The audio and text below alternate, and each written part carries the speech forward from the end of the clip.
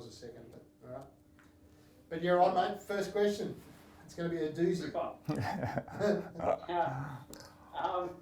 Michael, obviously a bit of a change after so long in Adelaide. How did the whole process happen at the end of last season? Well, to be honest, a couple of things happened. One, I found out I'm having a little baby boy, so I thought it was a great time to come back home, spend a couple more weeks with the family. And it's been a long time in Adelaide for me, so I just thought it's time to come home and do what's best for the family. And I'm super excited to be playing back at home in front of a home crowd. Awesome, mate. Congratulations. Thank you. When's the baby due? October 21, so Okay. very excited. Yeah, nice one. Is your first? Yes, first one. Oh, well done, mate. Thank you. Exciting. I'm a month after you, so if you've got any tips, let me know. Oh, I think I need tips. So yeah, just obviously every season for the last 9, you're obviously such a big part of the Queensland setup. But then every Big Bash, you head down to Adelaide. It's particularly with the success the Bulls have had. Has it sort of been a bit harder every year to leave that environment for the Big Bash, or was that part of the reason you wanted to come home? To be honest, I've loved my time in Adelaide. Loved the coach, loved the players, the venue. It's been fantastic. So I got nothing bad to say about Adelaide. I just thought it was a great time to spend a couple more weeks at home. So I haven't seen much of my family in the last 12 months, and to have an opportunity to even spend a couple more weeks, it's no-brainer. And also I do love playing at the Gabba. So it's a massive attraction for me to come back home, play with my friends from Queensland as well, which is another attraction. So it was, a no-brainer really. You mentioned how long you've been away from home in the last little while. Obviously, just come back from county cricket as well. Have you done any maths about how many days you've spent away from your family in the last sort of 12 months? Oh, I think I was home, well, I reckon in the last 12 months I've probably been home 3 months of that. So yeah, it's been a long time away. But it's part of the game and we accept this, and I'm just fortunate enough to have a partner who's accepting, and she knows that it's not tough, it's not easy, and it's tough work. So I'm very fortunate to have support from her and my family. How was the Glamorgan stint over there? Have you come back a bit earlier than planned as well, or were you always meant to be back at this time? No, I was probably planning to come back at the end of August, but leading into it, I thought I'd probably be a good fiance and come back a bit early and show a bit of support for the missus. So I shortened that trip to the end of, I think, 3 months in total I spent in the UK, and I was fortunate enough to actually live with Marnus, which I was interested in and very fun at times. So yeah, we had a ball over there, and we're going to go back next year. Fingers crossed, everything works out. How was 3 months in a house with Marnus, particularly with some of it not able to go out and being in quarantine? To be honest, I thought I was going to go mad, but we actually worked out really well together, which, funny enough, he's got a lot of energy, which I think everyone knows. But I think we actually worked out quite well together.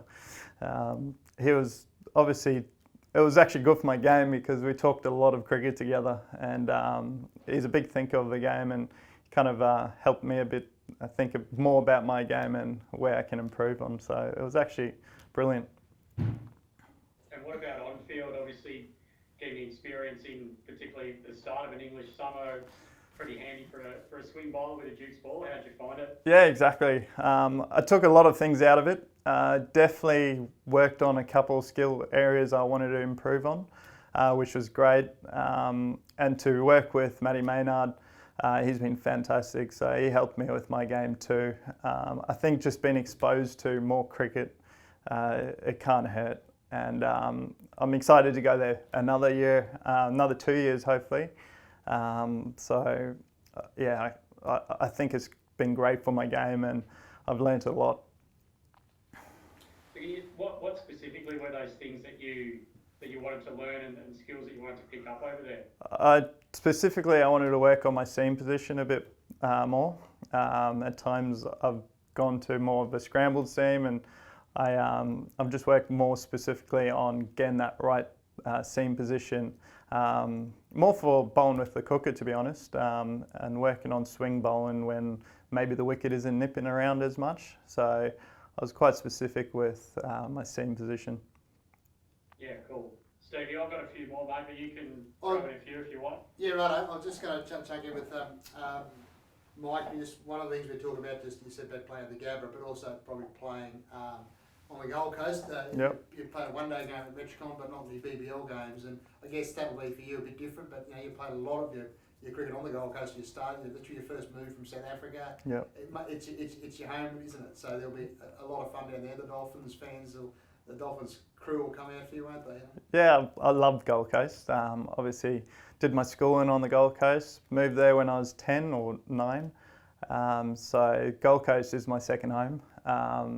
And I'm very excited to finally play a T20 game at the Metricon. I've played 150 over game and loved it. The crowd gets right around it there, and yeah, it's just special because it is my second home.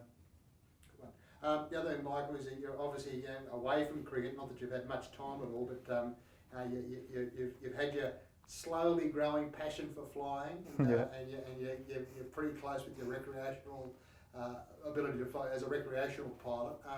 Is that something that you want to do maybe longer term or more extensively when you finish playing cricket, or is it just... Potentially, but at the moment it's just a passion.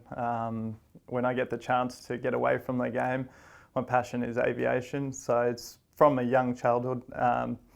My dad used to be a pilot, or a recreational pilot as well, so he took me up as a kid, and since then I've just had the bug to get up in the sky, and I was fortunate enough that I've had the opportunity to have the chance to take up flying, and yeah, it's something, I don't know if I want to go into a career of it, but at the moment I just love flying, so it's something I've done on the side when...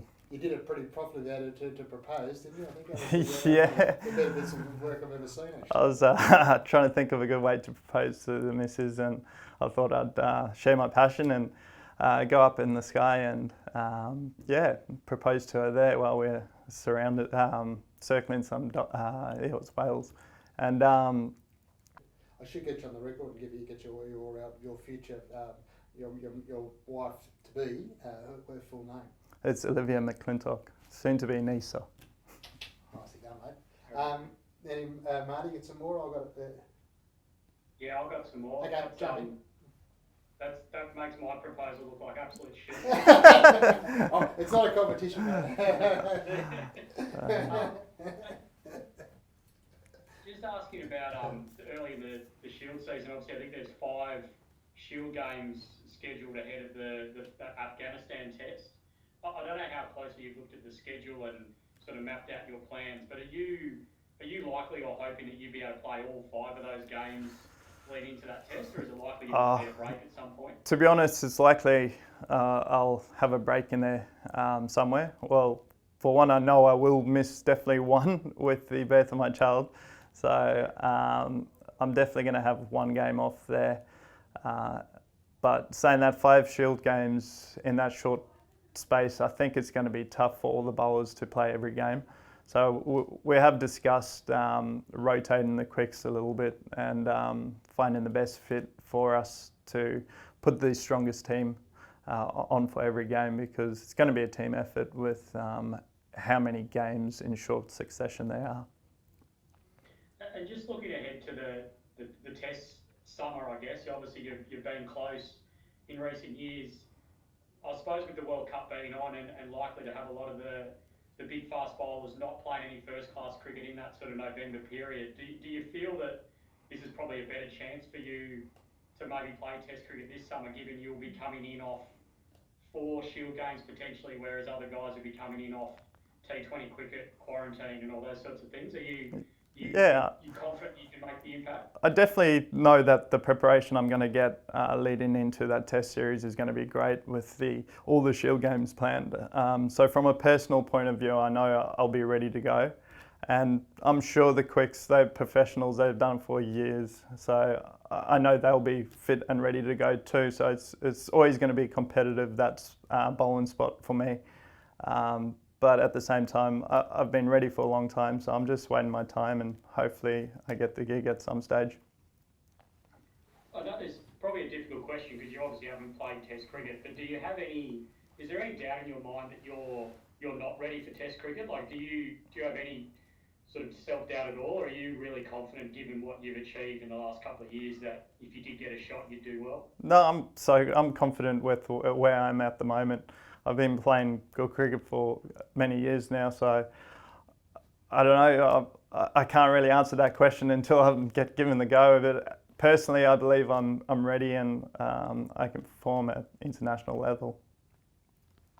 Just one last one from me, mate. Your batting has obviously come along a little bit as well, and you've done well for Queensland. Just in terms of where in a batting order you think you'd be able to play with the balance of a team, do you think you're capable of batting at, say, number 7, or do you sort of feel that you're probably more suited to that number 8 role? Yeah, it's a tricky one because at the moment for Queensland, I know I slot in that 8 role just with the makeup of the side and the amount of overs I bowl. So I kind of do need that rest because I do have a heavy workload with bowling, and it can be tricky sliding up the order. But from a skills point of view, I feel like I can slide up the order. But at the moment, I'm happy where I'm batting for Queensland, that's for sure. Cool. Thank you, mate. Thank you. One or two very more quick ones, Michael. This is, we were just doing it. So year 1 of the BBL, and you're in the strange new colours of the teal, playing games with Matthew Hayden. That can you remember what it felt like back then? It's a long time ago, but yeah, I do remember I was a bit starstruck because I was playing with these players I dreamt of playing against, but then you had Matthew Hayden. I remember playing against Shane Warne as well, which I didn't think I'd ever do. But yeah, I learnt a lot actually playing with those players, and it was a great experience. And the game's changed a lot since then, definitely. But yeah, I'm stoked to be back in teal and back at home. It's we were saying the uniforms have evolved a lot too. You went from sort of the slightly aqua sort of paint-spotted version to hopefully the new Nike versions, which have got a pretty bright look to them. Yeah, the new Nike jerseys look great. I had a sneak peek at the playing uniform, and it looks fantastic. So I can't wait to be in the Nikes. Good job. How are we looking, Marty? Yeah, mate. Yeah, that's all from me. You've been very generous, Michael. Thanks, Marty. Cheers, mate. Right, thanks, heaps, mate. We'll wrap that up and we'll get a bit of B&R ready to go to Saturday. Good man, Marty. Cheers. Thanks, mate. Nice one. Thanks.